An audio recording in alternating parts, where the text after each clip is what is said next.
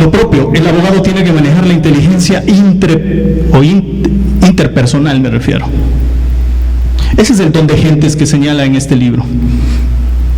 No vamos a decir el abogado cepillo, ¿no? Sino más bien el abogado inteligente. Bueno, a propósito, ¿qué es la inteligencia? El inteligente no es el que saca 10 en matemáticas, no es el que saca 10 en filosofía del derecho, 10 en metodología de la investigación o presenta una excelente tesis doctoral. El buen abogado litigante, simplemente el inteligente, es aquel que sabe resolver problemas. Y nosotros nos especializamos en eso. Los buenos abogados resuelven los problemas, resolvemos los problemas, manejando precisamente estas habilidades. Ese es quien debe ser el abogado. ¿Qué tipo de persona es el abogado litigante? No es cualquiera o no son todos. El don de ver la realidad. Es de alguna forma, una intuición muy aguda que debe tener también el abogado y la abogada al momento de que el caso se le presente en sus manos y asume toda la responsabilidad en realidad para poder presentarle una solución, como ya decían todos ustedes. Una estrategia. Bueno, nos tomamos el tiempo de forma responsable con todas las notas que ustedes hacían colación en esta tarde. ¿Qué es para ustedes el don de ver la realidad? El abogado puede desprenderse de esa realidad, de este mundo en donde nosotros estamos viviendo, en lo absoluto. ¿Cómo descubrimos que tenemos ese don de ver la realidad? ¿Alguien, por favor? ¿Cómo descubrimos ese don? Por favor.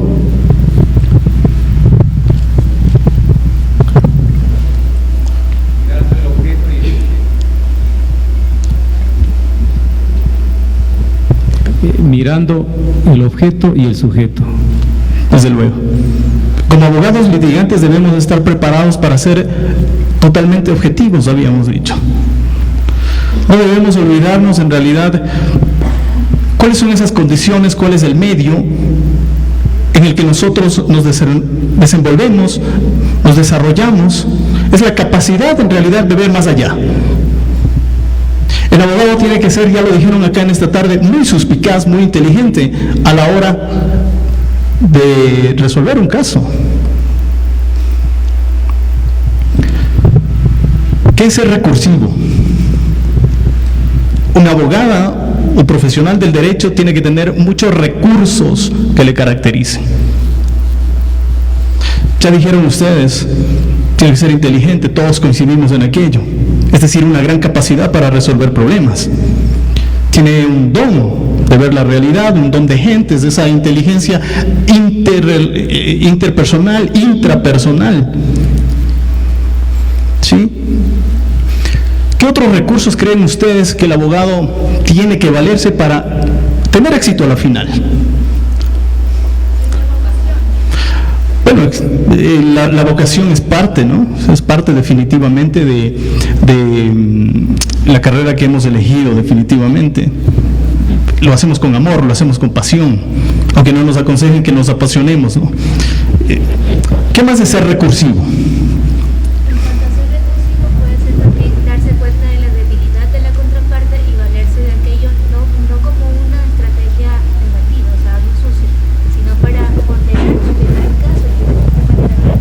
Ok. ¿De qué otros recursos pueden valerse o pueden servirse los abogados para tenerlo como herramientas válidas a la hora de ganar un juicio? Por favor. ¿Como herramienta válida?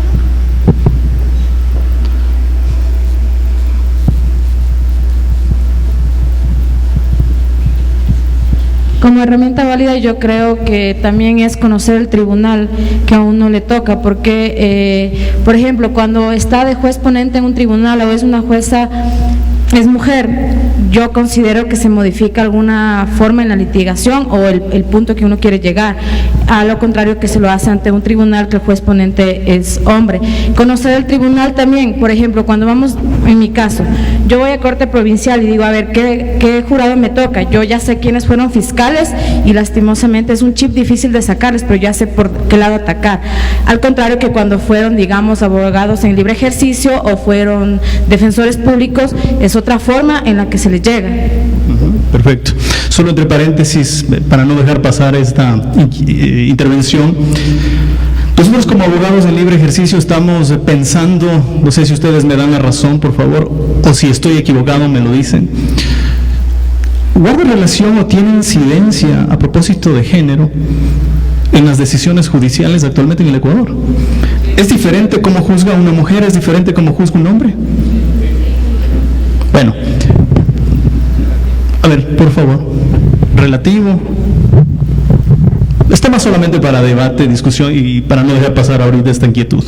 Bueno, yo considero que sí es diferente. La susceptibilidad tanto en el género femenino como masculino siempre varía.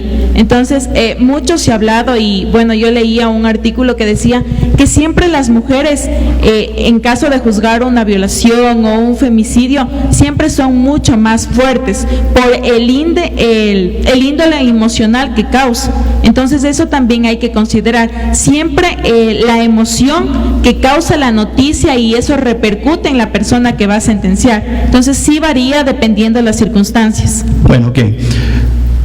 No nos desviemos del tema. Doctor, le voy a dar la palabra para que opine sobre... que es un tema de investigación, ¿no? Y es muy real. Bueno, desde mi punto de vista debe ser relativo, porque si la jueza se apasiona por el hecho de ser mujer o el juez se apasiona por el hecho de ser hombre, ya pierde su método objetivo de juzgar las cosas. Ya no valdría para ser un juez, porque el juez debe ser imparcial, así sea mujer y se afiance más del hecho de una violación o de un maltrato hacia la mujer y ella lo castiga con el máximo rigor de la ley, aunque se demuestre o se vea cosas probatorias que la atenúen, en el momento que ella se apasiona con eso, deja de ser objetiva. Por más mujer u hombre que seamos, debemos siempre mantener una imparcialidad que sí nos va a causar un efecto sentimental, seamos hombres o mujeres, porque todos tenemos hijos, tenemos hijas que nos van a topar un sentimiento, pero si nos dejamos llevar de eso, perdemos nuestra objetividad de poder formular justicia y vamos a pasar ya a un proceso de injusticia o a veces allá hasta abusos que intentamos superar. Hablamos de igualdad de géneros y si una jueza mujer castiga a un hombre que a lo mejor violó o no se pudo probar, pero igual lo castigó, ya nos está dando esta igualdad. Ok, muchas gracias. Aprovechemos la palabra que ahora se le ha otorgado. ¿Qué recurso cree usted, doctor, tiene a la hora del ejercicio profesional? ¿En qué sentido? Hablando de ser recursivo. De ser recursivo, tengo que ver de mi punto de vista muy particular. Ser recursivo es saber los caminos que debo tener y debo tomar. Si, como dijo la doctora, si una mujer sé que es o tiene la característica de ser sancionadora, si se le presente lo que se le presente, en este caso debe haber una manera de hacerla inducir a que su sentencia me favorezca, ya sea en primera o en segunda instancia, que hacerle inducir que ella caiga en su error. Es una manera de recurrir, y de la misma forma para ser un hombre. Si sé que un hombre no le interesa en muchos casos, yo que sé, el femicidio o casos que no de mucha importancia, de la misma manera, ya lo conozco, ya tengo un precedente, intentar desde mi camino, desde mi teoría del caso, llevarlo a lo que yo necesito, inducirlos al error, no dejar que ellos se faciliten. Bueno, muchas gracias. ¿Qué es ser recursivo? Es decir, contar con muchos recursos. Los abogados necesariamente tenemos que tener a nuestro favor y llevar en nuestro maletín todos y cada uno de los recursos que nosotros creamos son necesarios y de los que nosotros sabemos que tenemos fortaleza y potenciales frente a ello. Sigo con la pregunta. ¿Qué es ser recursivo? ¿Qué recurso tiene que tener el abogado a su mano para ganar en los juicios? Para ser recursivo pienso que también tiene que ver con utilizar todo tipo de alternativas frente a cada caso que tenemos. Aquí hagamos un stop, gracias. Es decir, es esa facilidad, ese manejo, ese desarrollo, esa habilidad que tenemos precisamente para manejar ¿qué cosa? Una ley. Vamos a la audiencia, vamos a cualquier tipo de audiencias, ¿no? En materia penal, civil, cualquiera de aquellas.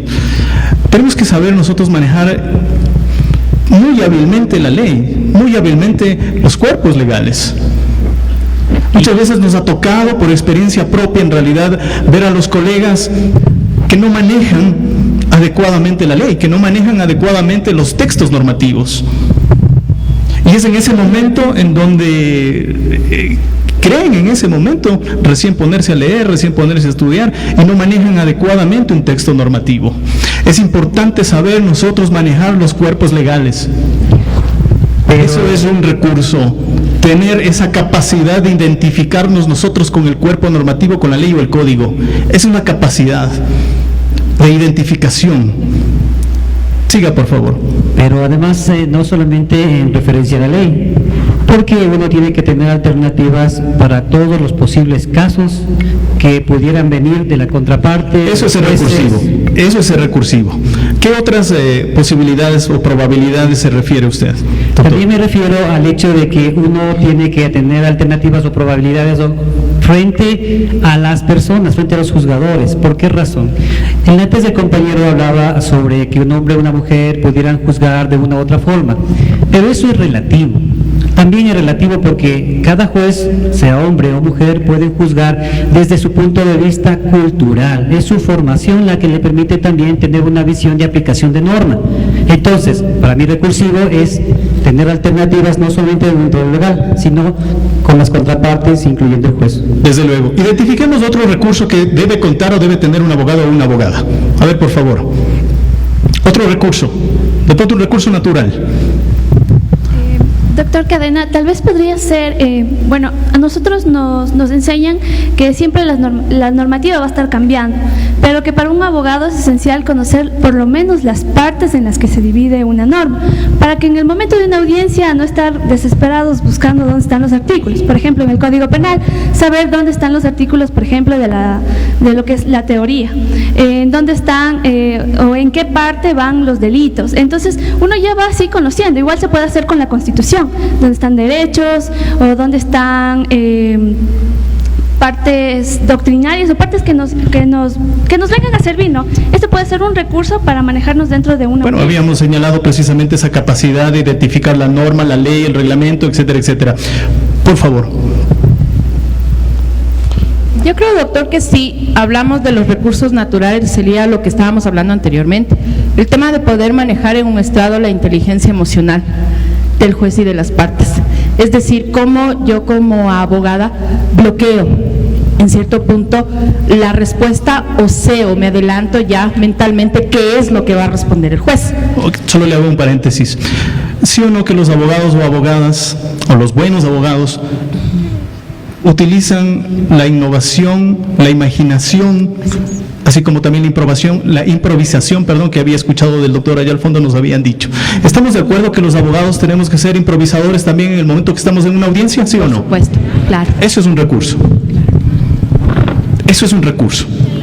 No esquematizarnos, es decir, no someternos a ese convencionalismo del litigio, sino estar preparados también. De pronto, no digo que no nos preparemos, desde luego que no, pero tenemos que aprovechar también en el momento que de pronto, justo lo que decía la doctora, me cambia la estrategia. Entonces yo tengo que improvisar también de forma muy hábil para no dejar en realidad caer el caso, ¿no? Por ejemplo, disculpen, ¿no? Sí, otro recurso podría ser expandir el nivel de conciencia en la materia específica. Ejemplo, materia penal, materia de familia. Expandir el nivel de conciencia es tratar de dominar lo que usted dijo hace un momento. Sé improvisar, sacar diferentes formas de retroalimentar inmediatamente la memoria, contradecir o contraatacar inmediatamente, o mofarse al contrario, ¿no? Para tratar de hacerle perder los estribos. Muy bien, usted dijo una palabra clave, Otro recurso que debemos tener los abogados o las abogadas es la memoria. ¿Quién no está de acuerdo que el abogado maneje la memoria? Alce la mano y justifique. ¿Estamos de acuerdo que los abogados tienen que manejar memoria, sí o no? ¿Pero cómo? ¿Memorizando la ley, memorizando el artículo o cómo se desarrolla la memoria a la que quiero referirme? Por favor.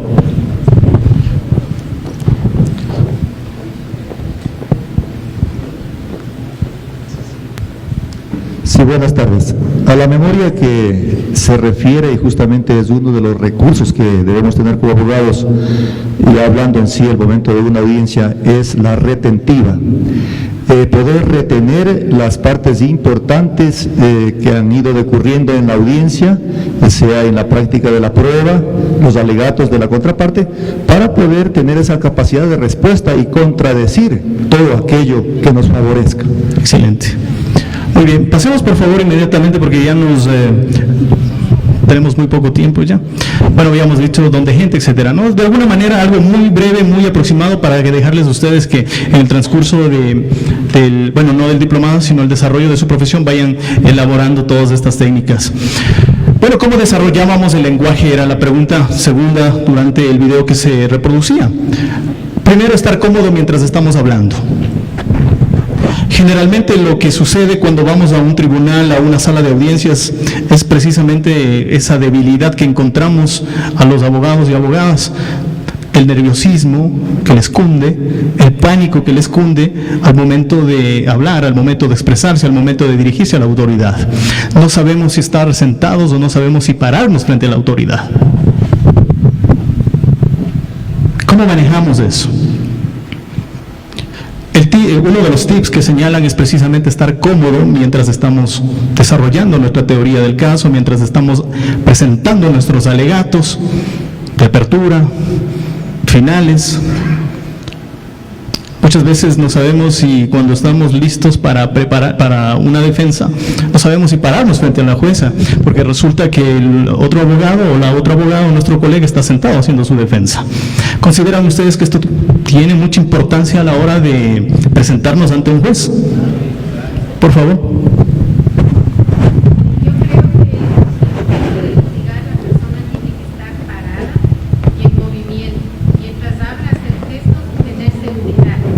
Muy bien, muchas gracias. Por favor.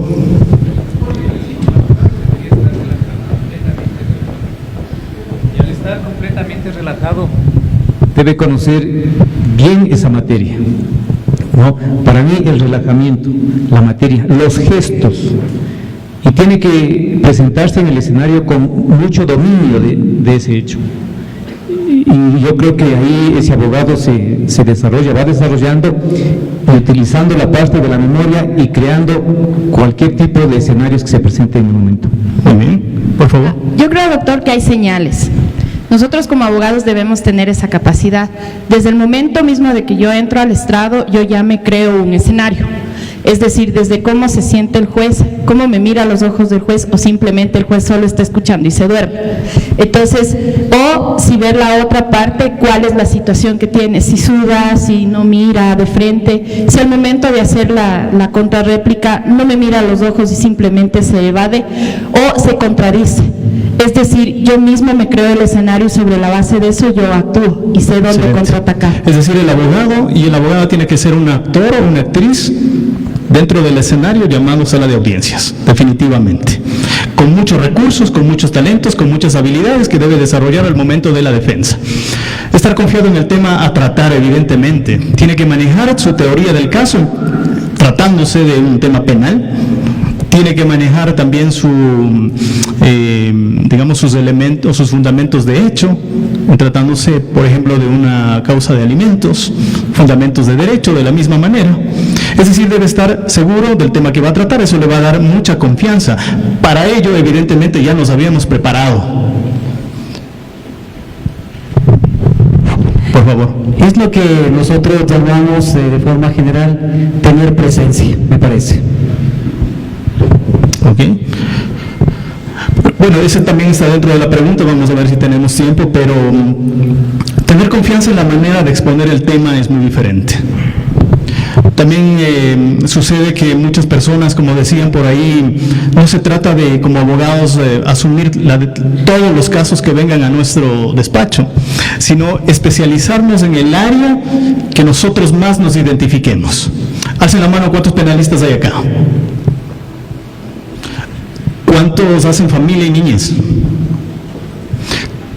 Societario. Y lo que les caiga. Todos.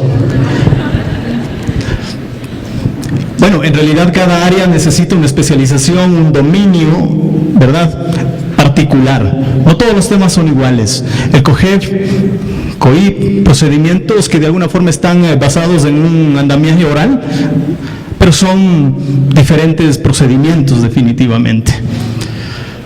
Sigamos, por favor. Confiar en que el público le entienda. Como nosotros, como abogados, tenemos que no solamente convencer o persuadir a la jueza o al juez. ¿Con quién adicional tenemos que trabajar nosotros en una sala de audiencias? Sí, efectivamente, aquí cuenta una sola voluntad, que es la decisión de la jueza o el juez. Pero, ¿qué rol juega también, por ejemplo, las personas que están ahí dentro de la sala como público? ¿Creen que es importante también esto? ¿Creen que también tiene un efecto de alguna forma psicológico en el juzgador o la juzgadora? ¿Genera eso confianza al propio abogado cuando está llamando la atención y está cautivando la atención, las miradas, no solo del juzgador, sino del abogado, de la contraparte y lo propio del mismo público? ¿Sí o no? ¿Cómo nos manejamos con los testigos, por ejemplo? Sumamente importante. Es una habilidad que debemos aprender los abogados a manejar, es decir, confiar en que el público nos entienda el mensaje que estamos diciendo, enviando, la teoría del caso que queremos que se compruebe. Si tenemos una muy buena teoría del caso, sabemos dominar el lenguaje, vamos a ganar ese caso. Si no lo planteamos bien de inicio o no lo sabemos expresar a través de un lenguaje no solamente técnico, también se utiliza un lenguaje coloquial, vamos a ganar el juicio, vamos a ganar el proceso. Siguiente, por favor. ¿Cómo preparar un caso? Coincidíamos con ustedes que para ser un buen abogado litigante o una buena abogada litigante, tiene que ser un buen investigador o una buena investigadora, ¿sí o no? ¿Qué es ser buen investigador? ¿Todos están acaso preparados para ser buenos investigadores? ¿Se puede identificar a un buen investigador así como a un buen abogado? A ver, ¿qué características debe tener un buen investigador?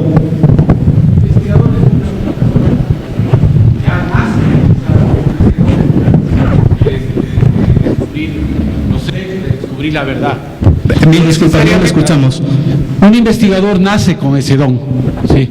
No necesariamente un abogado es buen investigador. Solamente un paréntesis, doctor, que vamos a debatir y en realidad nos va a faltar más tiempo. Un investigador, así como un abogado litigante, uno bueno, ¿se hace o se nace? ¿Se nace o se hace? Se hace. El abogado sí, el investigador no. A ver, vamos a ponernos de acuerdo.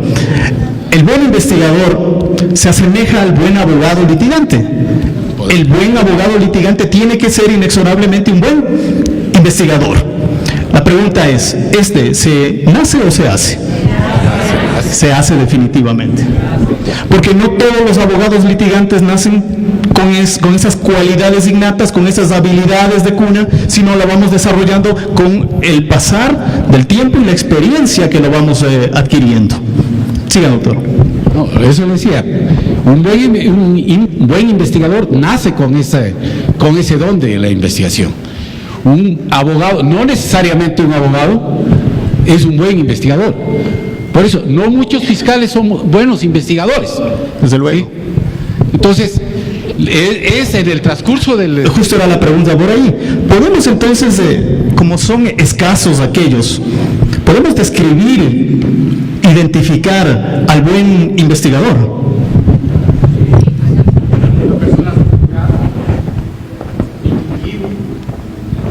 Podemos identificar de la misma manera o describir de la misma manera al buen abogado o a la buena abogada litigante. Sí, al momento de la audiencia, al momento de presentar las pruebas y que esas pruebas contundentes desbaraten a la otra parte.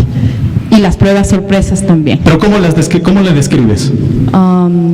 Pruebas de, o sea, que no que en un solo evento desvalije y sean muy convincentes al momento de para el juez al momento de tomar la decisión.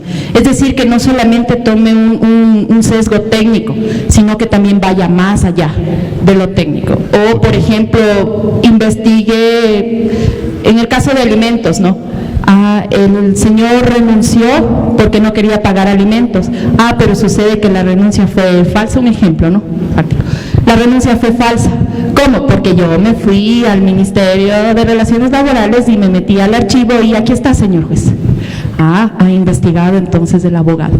O sea, esa es la parte circunstancial, creo yo, que del abogado investigador. Bueno, les dejo con esa inquietud de...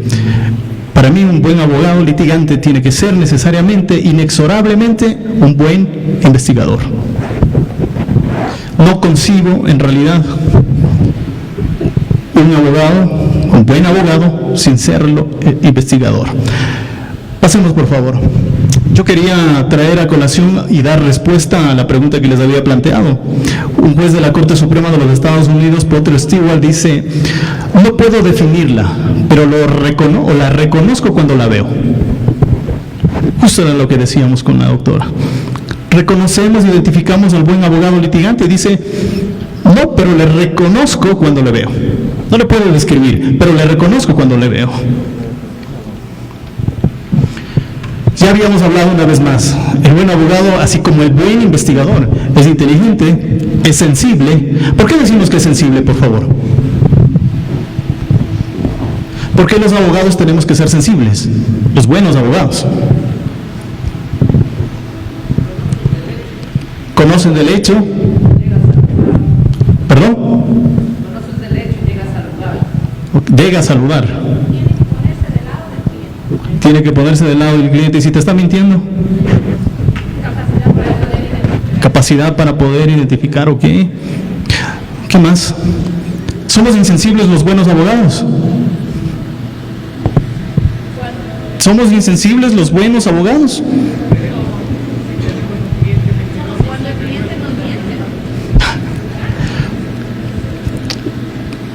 ¿Qué dicen por acá? ¿Somos insensibles o son insensibles los buenos abogados? Definitivamente no, porque tienen que sintonizarse con el problema de su cliente, a quien está defendiendo, ya sea en calidad de víctima o en calidad de victimario. Ok. También tenemos que ser cabales, es decir, ser honestos, íntegros, probos, como ya escuchaba por ahí, es decir, en una sola palabra. El buen abogado, así como la buena abogada, tiene que ser, en una simple y sencilla palabra, decente. Si entendemos en realidad el impacto de esta palabra, el buen abogado se le identifica, no se le puede describir, pero sí dice que le reconoce cuando le ve. Decente. Sigamos, por favor. ¿Cómo manejar un juicio? Vamos a hablar del tema de los procesos ordinarios, pero ya estamos a punto de cerrar esto, así es que vamos brevemente. Sigamos. Bueno, ¿cómo manejamos en realidad o cómo preparamos un caso? Es una tarea muy ardua. Aquellos buenos abogados que efectivamente dedican el 100% de su tiempo a la preparación, a la entrega de un caso. Vamos a asumir un caso penal.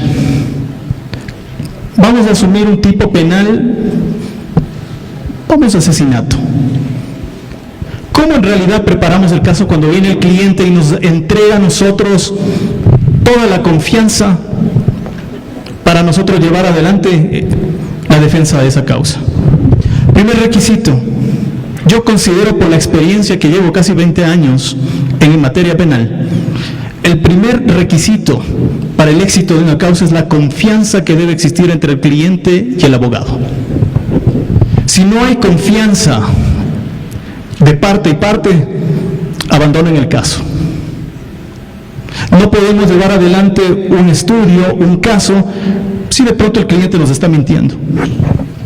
Si de pronto el cliente no confía en nosotros o nosotros no confiamos en el cliente.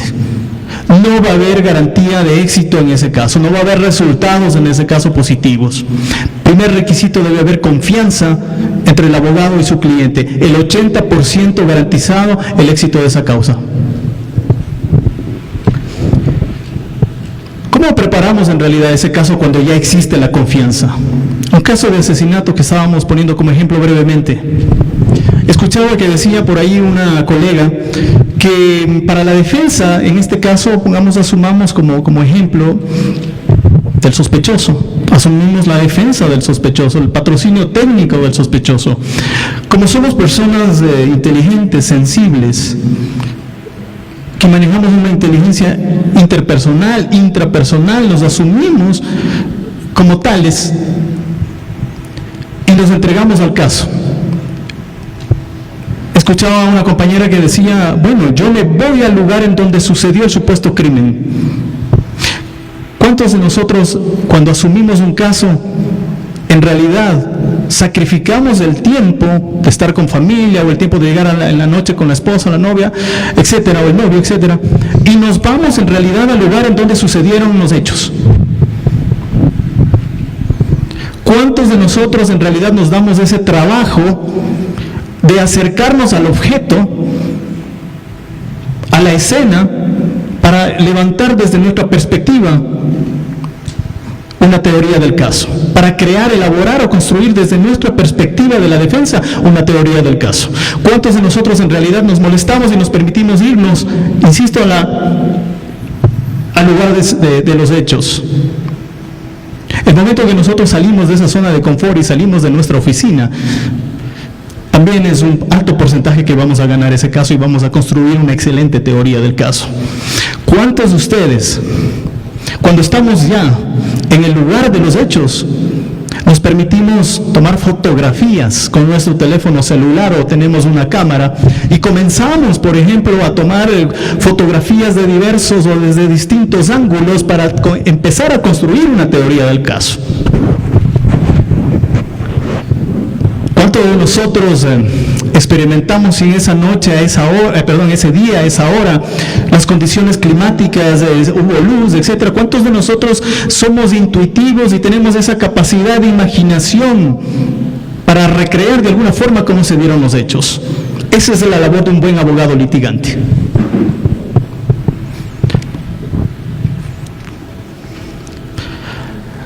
Bueno, comenzamos en realidad a crear un esquema, comenzamos a crear en realidad un cuaderno en donde empezamos a preparar esta teoría del caso.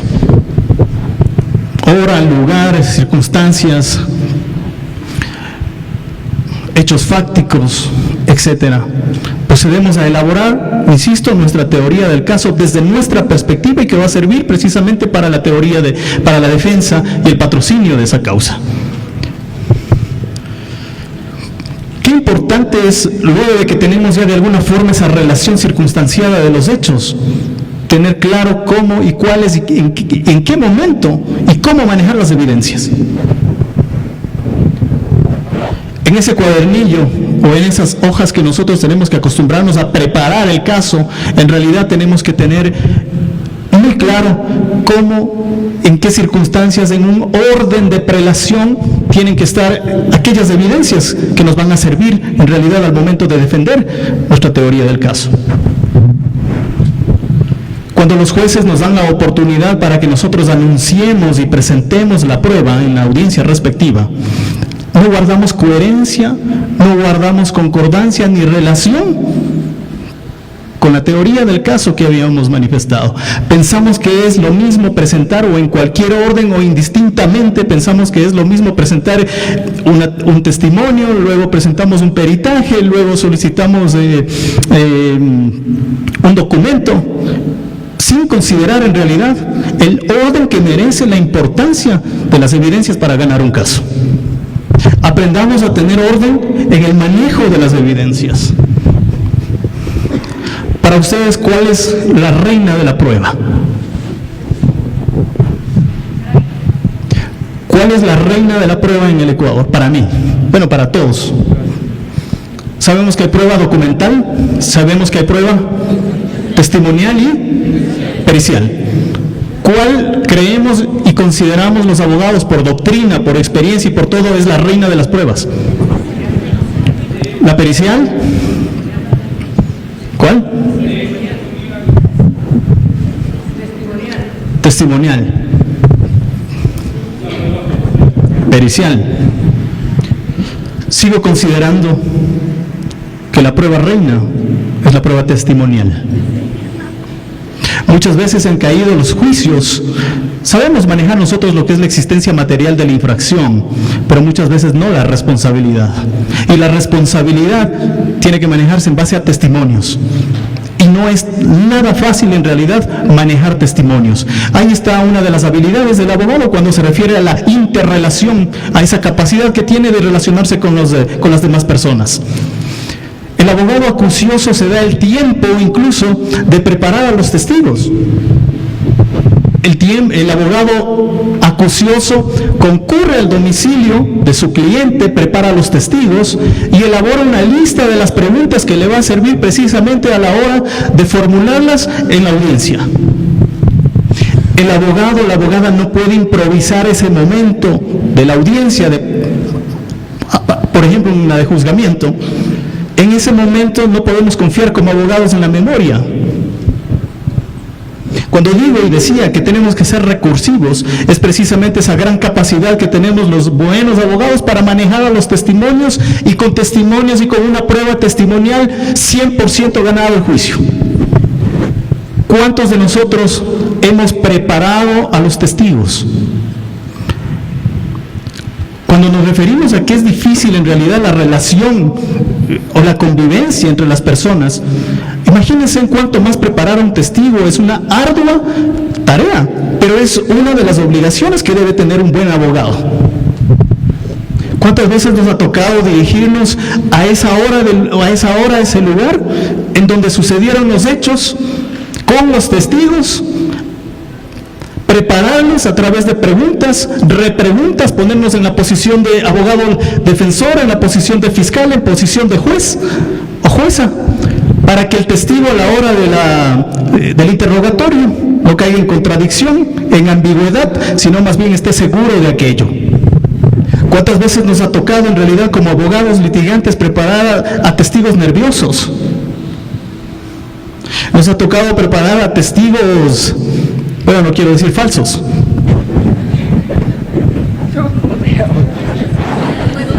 Más complejo aún. Nos ha tocado hacer, pero es una gran habilidad que debe tener el abogado a la hora de ser, como decíamos, recursivos y elaborar una debida estrategia dentro de un caso. Bueno, el tema de los puntos legales es indiscutible. Los fundamentos de derecho, que es lo que tenemos que manejar precisamente cuando dentro de la teoría del caso muchas veces ha pasado que se fundamenta o se presenta en la teoría del caso la relación de los hechos, pero resulta que los abogados no concluimos pidiendo en base a la debida fundamentación legal. Tenemos que también manejar en ese cuadernillo, en ese esquema que hemos venido preparando el caso, también los puntos legales, también los puntos de derecho, de pronto jurisprudencia. El Ecuador en realidad peca de ser muy débil en jurisprudencia. ¿Cuánta debilidad tiene el abogado en lo que decía un compañero acá muy acertadamente, filosofía? El abogado ecuatoriano y la abogada ecuatoriana en realidad somos muy débiles en la filosofía del derecho, muy débiles en la metodología de la investigación. Yo creo que esos son unos dos puntales fuertes que debemos nosotros los abogados, que no nos enseñan en la universidad de alguna manera, o si lo hacen, y que me parece a mí que recién lo habían incluido en las mallas curriculares, la filosofía, la metodología, pero en nuestros tiempos no existía eso más que, bueno, la metodología de la investigación en la Universidad Central, en mis tiempos era simplemente llenar 4 fichas mnemotécnicas y 4 fichas bibliográficas, eso era metodología de la investigación. Nos enseñaron mal. ¿Y cuál es nuestra obligación como responsables, disciplinados y determinantes? Aprender afuera. La universidad no nos va a enseñar todo, es el día a día.